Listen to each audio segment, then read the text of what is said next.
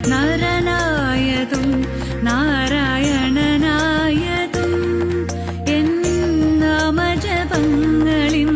പൊരുളായതും നീ അലിവായതെന്നിൽ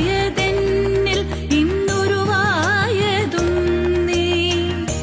അറിവായതും ഇന്നും അറിയാത്തതും നീ അലിവായതെന്നിൽ ഇന്നുരുവായതും നീ അറിവായ